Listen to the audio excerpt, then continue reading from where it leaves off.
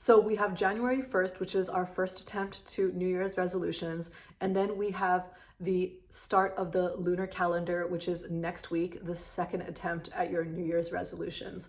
And many cultures, of course, celebrate this. I'm biased because I'm half Taiwanese and I grew up around Chinese New Year. But in general, you'll see that this is also the start of the lunar calendar, and so an important time of renewal and rebirth and the start of many things. Even if you don't believe in the lunar calendar, you still have a new moon in the sign of Aquarius. So we're going to be starting a new cycle for the next 30 days. And what we'll be talking about here is what it means for you for each of your rising signs. So what you want to do is you want to make sure that you know your ascendant or your rising sign. If you don't, you can check the calculator, type in your birth info, get the ascendant sign, come back, check the timestamp, and then see, if you're a Leo rising, then you would just go to Leo and see what does this month have in store for me. This particular Lunar New Year is especially important for two reasons. One is because not only is it an Aquarius new moon, but we also have the Pluto entering Aquarius. And although it's not joined very closely to this new moon, I would still say that it makes this an interesting start for the next few years when Pluto will be conjoined to the new moon every lunar calendar, every Lunar New Year.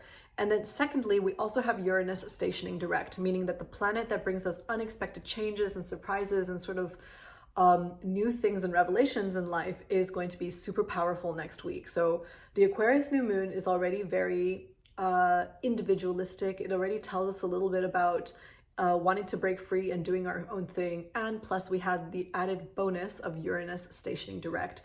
And that's going to be quite explosive for many of us. Now, of course, this is all chart dependent. So I do want to kind of give a caveat saying it doesn't supersede the time periods that you're in, the time lords, the solar return, the bigger cycles that are at play for your particular chart. But we are going to talk a little bit more generally here about some of the themes that you might experience in this Lunar New Year, as well as for the next 30 days until we hit February 28th, where we're going to have our next new moon kicking off the eclipse season. Okay, so for Aries, this is interesting because we have a couple of different energies going on. One is that the new moon is happening in the part of the chart relating to different groups, organizations, and factions that have to do with being recognized in society. So this is kind of unusual for Aries because generally speaking, you don't care about what other people think. You do you, and that's fine. But now we're starting to think about, well, how do you interact with society? What do you need? Do you need more credentials? Do you need to join some more groups? Do you need to leave some groups? These are the things that are coming up. And all the while in the background, we've had this energy of rethinking about your career, kind of readjusting to what your career means. Maybe you're having a career lull. There's a sense of needing to redevelop something in your career. And at the same time, Mars is retrograding, creating some instability, maybe in the home life, maybe kind of making you feel a little bit emotional. So there are a number of factors at play. On the one hand, it's like go out there and be social and figure out what you want to do in society. And on the other hand, there's a lot more introspective energy going on. So two of those things are happening at the same time and will influence this lunar calendar, but also the next 30 days. For Taurus rising, this is an important new birth in your career. So you're starting something like maybe a mini cycle, maybe you want to try a new job, maybe you get a promotion, it's the end of a job, there's something to do with your work life here. And at the same time, you have this concurrent Uranus stationing direct in the sign of Taurus, meaning that if your ascendant degree is near that 23 degrees, or if you have planets around that 23-degree Taurus, this is going to affect you. And you may feel like breaking free. Maybe you feel like doing something different. This is your last hurrah at wanting to do something that really means something special to you. So there is a very powerful outward energy going on. At the same time, we also have Venus feeling a little bit constricted. So there might be feelings of doubt. There might be feelings of maybe this isn't going to work out. Maybe some issues going on with peer groups that you have. But I would say that that's the secondary thing. The first thing is that this is an important new cycle for your career, and it's also an important new cycle for your personal life path. For Gemini, you are thinking about what is meaningful for you. Maybe you want to take a trip. Maybe you are feeling like you want to explore what your personal belief system is. It is an important period for Gemini rising because there's a lot of growth, there's a lot of opportunities, maybe people are coming to you at this stage. So having a good sense of what you stand for is very important. And in the backdrop, we've had this ongoing thing of career being a little bit difficult, maybe some obstacles around that. There's not a lot of clarity, and we're still heading into that eclipse season, which is going to accentuate that.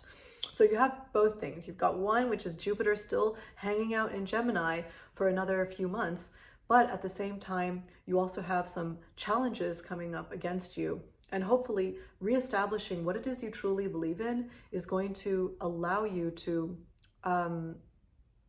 overcome some of the challenges that might come up in the next couple of months. For Cancer rising, this is kind of an intense time right now because we have Mars retrograde in Cancer, and that's going to be until the end of February. So you might feel moments of intense motivation and then moments of intense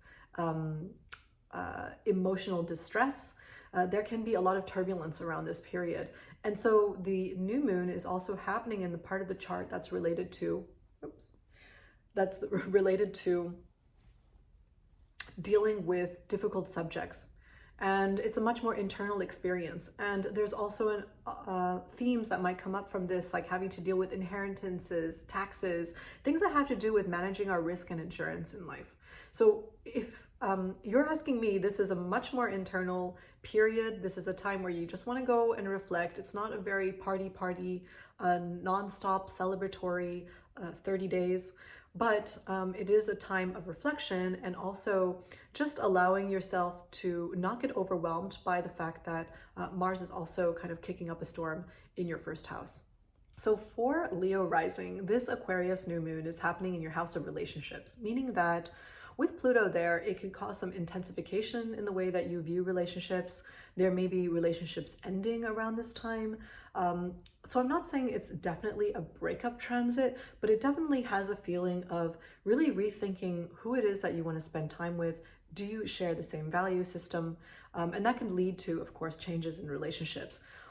While at the same time, Leo rising has had a lot of ups and downs in career in the last few years, particularly if you have those, the midheaven degree, so your career degree at around 23 degrees of Taurus, this week is going to be particularly potent for you. And it might also bring about some revelations, like maybe you're not happy with the way that you are going about your career and you make a change. And this Lunar New Year is a signal of that new beginning. So it's just something to think about. Also, that the ending of new relationships may also bring new ones into your life. And we are beginning a period in which, as Pluto transits through Aquarius, you are going to be reevaluating what relationships mean to you in your life. And you're going to come out of that in a very different way. So for Virgo rising, this one is about work and it's about your daily life. So it's something that you do naturally think about quite frequently.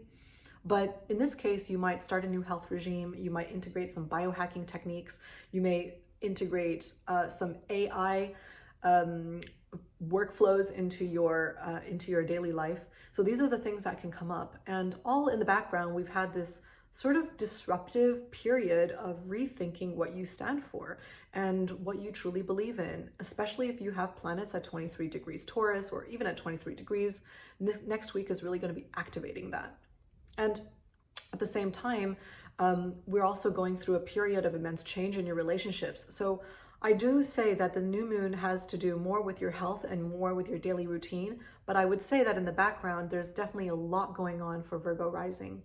For Libra rising, this one's about your personal creativity. And I quite like this in the sense that it allows you to think about what is important for you, which you don't often think about because you're constantly thinking about other people. So this new moon is about what makes you creative, what makes you you.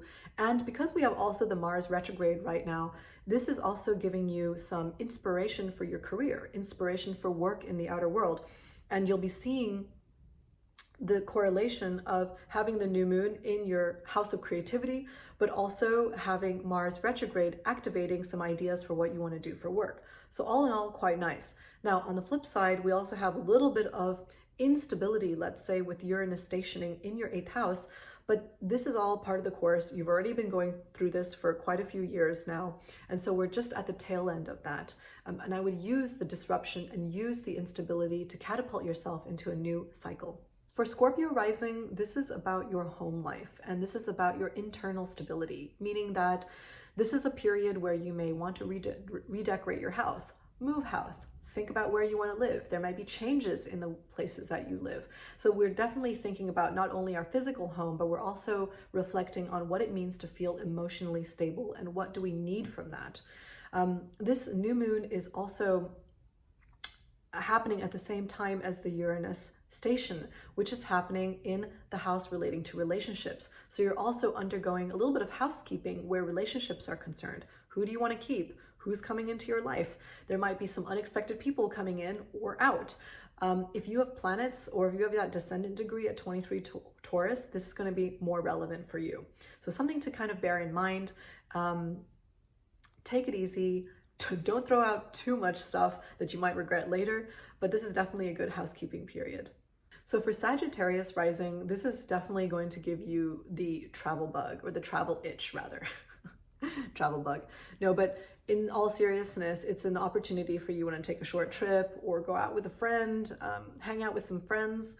It is a social time. It's also a period where you might let go of a few friends that don't make sense. But on a deeper level, this is an opportunity for you to look at what it is, where it is that you want to make an effort in life. What are new skills that you need? Do you need to take some courses? Do you need to educate yourself in some arena?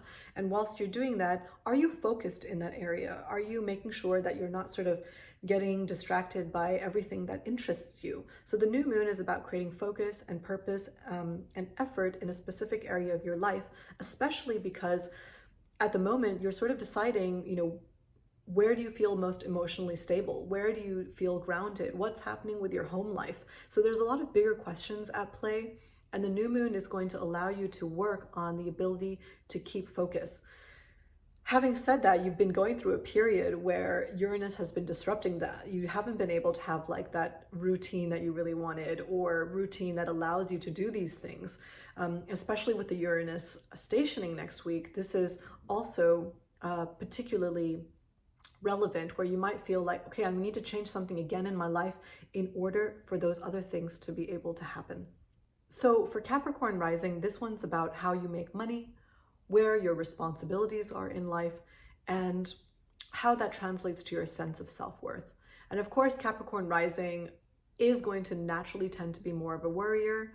They're being a Saturn-ruled sign, which is a planet that has always what if this, what if that, kind of lingering around.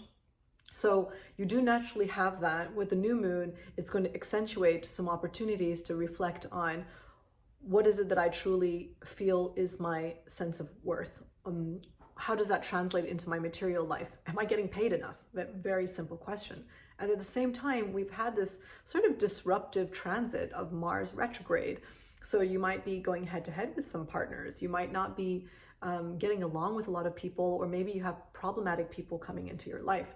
So we do have that kind of hovering in the background, but don't let that take away from some of the more important things of thinking about your finances, your resources, and just sort of what you need in order to feel secure in that arena.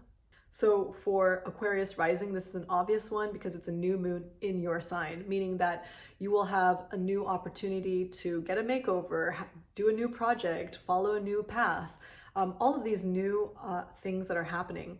And at the same time, we also just have Pluto starting to enter Aquarius, starting to create a lot of transformations and changes in your life over a long period of time. Now, Pluto is not conjunct this new moon, so I don't want to get caught in this idea that it's going to be a huge influence, but I do think it's worth mentioning because it brings a lot of intensity. And at the same time, you are at the moment thinking about things like your money, your resources, how you want to be secure in life. So the new moon kind of comes at this time where it's just reinforcing these existing themes. Bear in mind that also during this period, you might be more prone to burnout. So you do want to watch out with the people that that are entering into your life. You might be more prone to fatigue or getting sick up until the end of February. And finally, for Pisces rising, we've already talked about in the last video about why this has been an important period for Pisces, but this one is going to be a little bit more retracting. Like, You already are going through a lot of big changes in life, not just sort of at a metaphysical level, but a lot of life changes. And this new moon is happening in the house related to getting away from things, taking a long holiday, going away to do a nice retreat, something that's good for your mental and emotional health, because we are about to enter quite a big cycle for Pisces, which will continue into this year. And this new moon is an opportunity to sort of reflect on that. And while Uranus is stationing direct, you might even have a lot of revelations. You might have some ideas. You might have some inspirations coming from that. You'll only be able to hear that if you're away from the intensity of all the changes that are happening in your life. So hopefully that was helpful. And of course, I always look forward to hearing your updates for this next cycle. I wish everyone a very happy Lunar New Year ahead. And if you have any questions, you know where to find me.